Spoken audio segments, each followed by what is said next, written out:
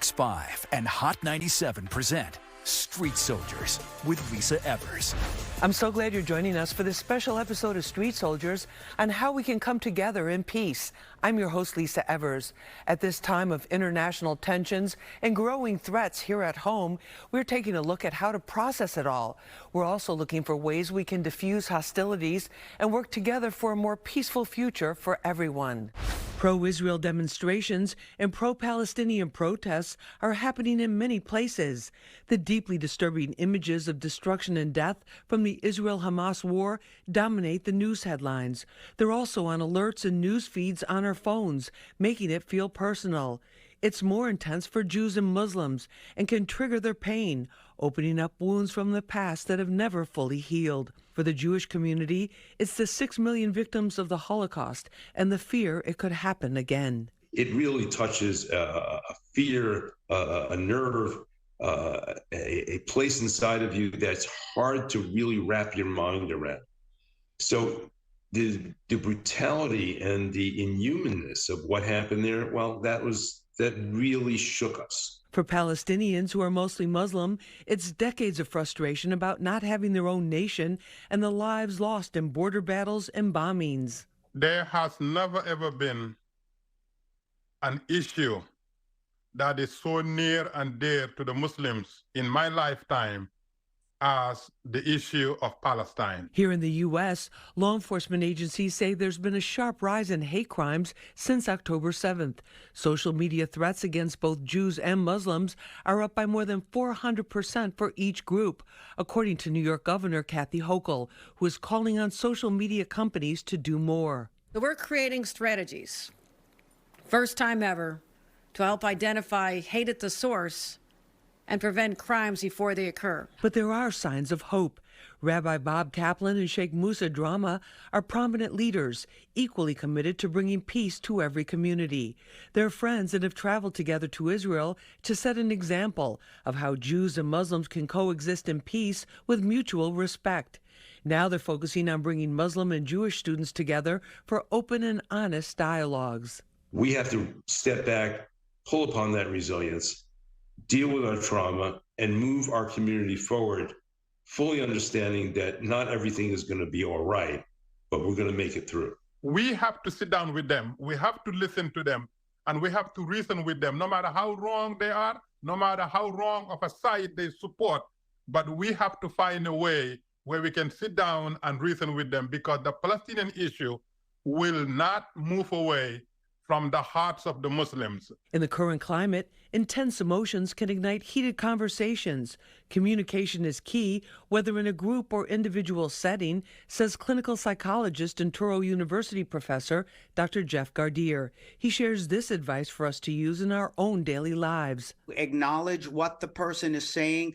Ask them why they feel the way that they do, and then ask for the time for you to express what it is that you're feeling. But by the end of it, you can agree to agree or agree to disagree. Leaders on all sides are working towards nonviolence and unity in the spirit of Dr. Martin Luther King. Let's find out how with our esteemed panel right now. Joining me is Rabbi Bob Kaplan. He's the executive director of the Center for Shared Society at the JCRC. Rabbi Kaplan, thank you so much for being with us. Thank you. Thank you. We appreciate it. Also with us is Sheikh Musa Drama. He is the chairman of the Islamic Cultural Center. And if his name sounds familiar and you're a Bronx resident, you know, the many, many community projects and efforts that he's been involved in. Sheikh, thank you so much for being with us. Happy to be here. Thank you. Also with us is Dr. Jeff Gardier. He's a board-certified clinical psychologist and associate professor at Touro University. Dr. Jeff, thank you so much for being with us. Thank you, and thank you for having me on this most important topic. No, we appreciate it. Dr. Jeff, from where you stand, how are things? Are things as tense and just uncomfortable for people here as it seems to be? We're seeing people being split up into different factions, into different forces. And that's why I'm glad that all of us are here as representatives of different communities who've been affected by this, being able to talk about how do we come together to end the killing? How do we come together to talk? How do we come together in peace? Rabbi Bob Kaplan, since October 7th, since the Hamas attack on Israel, it's just the conversations, the level of intensity, the concern has been ratcheted up by many, many, many, many points and degrees. How should people approach this when they just talk about it? Because people are afraid, they're either afraid to broach the topic or they're giving their opinions, and others are afraid to voice them without causing some kind of conflict. Well, one of the things you're going to have to do is you have to talk about it. You have to find people where you can create safe spaces where you can talk about it. Do expect to encounter trauma. I know the Jewish community is heavily traumatized by what happened on the 7th. And then what that did is it re-traumatized spaces within our community that date back to the Holocaust and all the other traumatic events that have happened to our community over the centuries. So, however, what we need to do is we need to be able to collect our thoughts. We need to unpack some of them. We can't hold it inside. We need to find people like the Sheikh. I know the Sheikh and I, with a number of other faith leaders, just traveled to Israel together. We encountered people who were survivors of the terrorist attacks. We encountered people who were relatives of hostages. We went to one of the sites of the attack. If we had held that all inside, our minds, our souls, our bodies would have exploded. However, we intentionally created spaces where we could unpack some of that and begin to share. These were not easy spaces to be in. Unpacking it was not an easy place to be in, but a necessary place to be in. Sheikh Musa Drama, you were there with Rabbi Kaplan. You've been one of the interfaith leaders in the community for a long, long time. What can you tell us about how people are feeling? Because people are also talking about grievances and violence and just horrible things that have happened going back years and years and years. So for the Palestinian community and the Muslim community, that a lot of Muslims support them. What can you tell us about how they're feeling? Yeah, thank you, Lisa. Two things. Number one, I was in the Holy Land November of last year, and we went back 2 weeks ago. One thing that I can testify is that as horrendous as what happened on October 7th is, it has brought Israelis together as one family. When we went last year, they were scared, they were fighting each other, and months after months, Israelis were demonstrating against the government that they deem, the most right-wing government ever elected. But when you go now, after October 7th, you cannot tell who's conservative, who's liberal, who's left, who's right. They are all in it because they are fighting for survival of a nation, and they are fighting for survival of a people. That's one. Number two, come to the Muslim support concerning the Palestinian issue.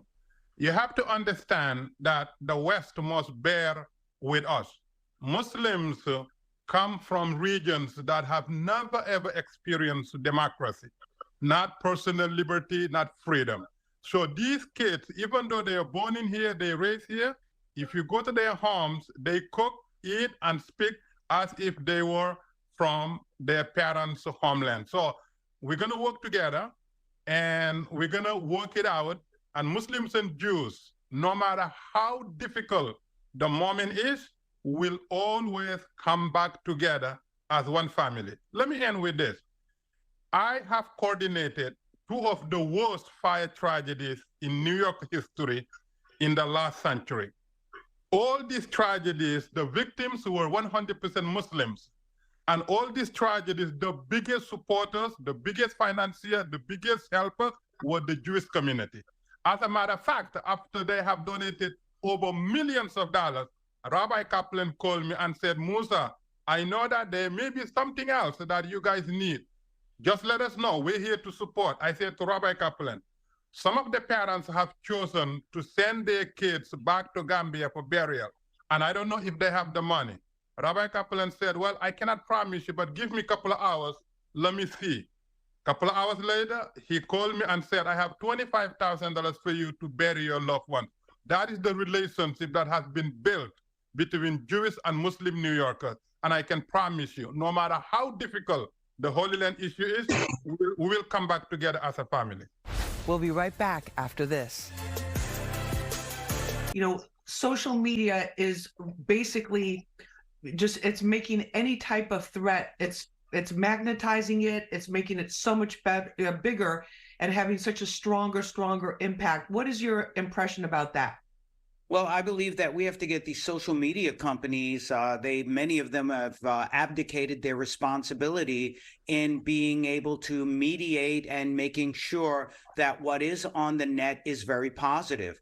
I think what we really need is to be able to express the horror that we feel for both the Israeli and Jewish people, the horror that we feel for Palestinian and Muslim individuals, be able to talk from the heart as to what the pain is that historically all of these groups have gone through, and how we can begin to come together as you're doing in this format right here. Too often what we see on social media is that, again, we have trolls who come in. We have organized campaigns of hate, of supremacy that come in and then try to turn people against one another and shut them down from being able to express what their emotions are. So these social media companies have to be able to step up and say, yes, we will mediate this. Yes, we will allow people to talk to one another in a respectful way and to be able to discuss what it is that they are experiencing. And that's exactly what New York Governor Kathy Hochul sent a letter asking them to do that. We'll see what happens with that. But the other Sheikh Musa Drama, one of the things about the current conflict with in the Middle East right now, I think for a lot of people, is that we've seen wars when it's soldiers, when it's professional soldiers, when they're on a battlefield that's someplace away from their homes and their families. That's horrific too, but it's not to the degree of personalization where we see with both the Palestinians and also with the Israelis. These are attacks in people's homes. A lot of prison, both the Palestinian prisoners who were released, some of them from the Israeli prison, some of the hostages that Hamas released of the Israelis and the other nationalities. There were a lot of women and children in there too, and that's impacted people tremendously. Yes, absolutely. And I'm sitting here as a Muslim, and I'm always advocating for a state of Palestine. But rather than destroying Israel from river to sea, I see it in a different light. I always said, in the Muslim world, we have 57 nations that are accredited as Muslim nations, among them 22 Arab League nations. These are Arabic language, Arabic heritage, Arabic culture, Islamic religion. They are proud, they are powerful, they're independent. Now you mean to tell me, for the next 100 years, these 52 nations and 22 Arab League nations will fight to deny the only Jewish nation that historically tied to where it is? It makes no sense. So as much as I am fighting for the rights of Palestinians and the Palestine as a state, I also want the Muslim world to officially and formally recognize Israel as a Jewish nation.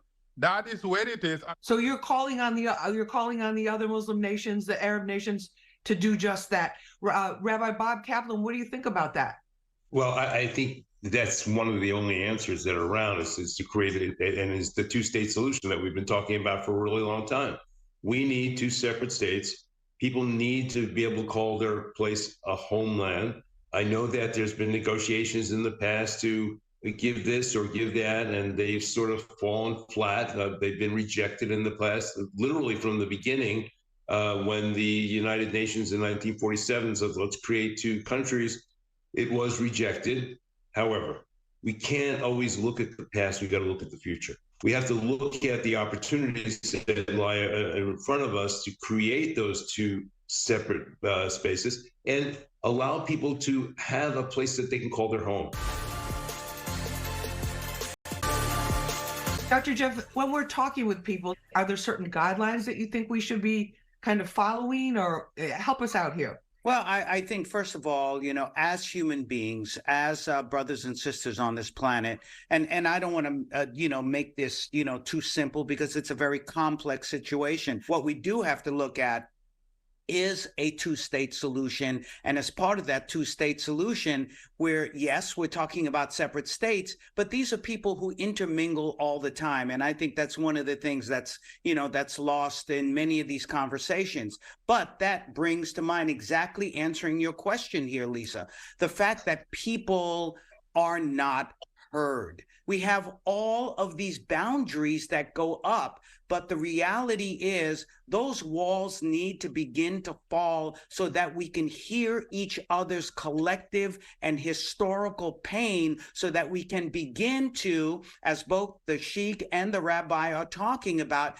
beginning to move together towards the future. And that was exactly what the doctor just said, is why we call our department in JCRC shared society. We have to learn to share. We have to learn to share communities. We have to learn to share resources. We have to figure out how to lend dignity to the other's narrative. It's not that I need to agree with the other's narrative. That doesn't mean I have to accept their narrative as valid. I just have to understand that this is their narrative. Dr. Jeff, in terms of the concerns about the online hate, what advice do you have for parents in particular here? Too often what we see is that when our kids go online, whatever it is that they're putting in that they want to look up, whether it's, what's happening in Palestine, what's happening in Israel, they may not be getting the proper information. So as parents, as the adults in the room, it is really important for us to sit down with our kids, take a look at the information that they're getting, look at the history, accurate history as much as possible, going to other sources to be able to give them accurate information so they can get, the kids as well as parents can get a better idea of the history of what we're seeing happening in the Middle East and other parts of the country. Sheikh Musa Drama, you've done a lot of work over your career. We've covered some of the events for Fox 5. Really focusing on the youth and young kids in terms of trying to help shape their attitudes into positive ones about working together, diversity, working with police, helping to keep their communities safe. In the Muslim community, how do you feel parents are dealing with their children and what they're seeing online? The Muslim community, one of the challenges that we face is most of the parents happen to be immigrant parents, and immigrant parents, have lack of mastery of, the technology that their children are using, and the schooling system is different, the culture is different. So the children are way ahead of their parents in terms of, what they need to know. That's one thing. Number two, also, I think the social media organizations need to be held accountable because they know what people are doing online. And if you don't believe me, try to share so many at the same time, they will stop you. They know. So we must hold them accountable for allowing certain content to be viewed or used or shared by underage children. And they have the ability to regulate their platforms. Rabbi Bob Kaplan, in terms of things that we can do, what do you recommend that just the average person can do in their daily life to try to improve the atmosphere? Well, one of the things we need to do is step outside of our bubble, our echo chambers, and really begin to hear what other people are saying. We have to check our own emotions. We have to be able to, and it's hard because when you have something like 10-7, you become scared, becomes fearful, and fear and anger, by the way, will make you do things that 5 minutes before you would have considered reprehensible. So we have to really check ourselves out. We have to talk to people. Sheikh Musa Drama, what are some of the things that you've seen from your vantage point and your experience? Lisa, New York is home to the largest Jewish community, largest Muslim community. New York should be made a global role model for a peaceful coexistence and the art of embracing diversity. Dr. Jeff, in terms of individually, just like our daily mental health, what can we do? Well, as a psychologist, for me, it's all about communication. It's all about being in touch with other people. It's all about connecting. We may not agree on many things. We may be in pain on many things as to what is happening in the Middle East. We may be angry about it, but it's important that when we get into conversations that we are respectful. Thanks for joining us for this episode of Street Soldiers on Coming Together in Peace. You can watch it again and share it on our Fox 5 NY YouTube page. Remember, use your mind, it's your best weapon. I'm Lisa Evers. Let's push for peace, love, and human rights for all.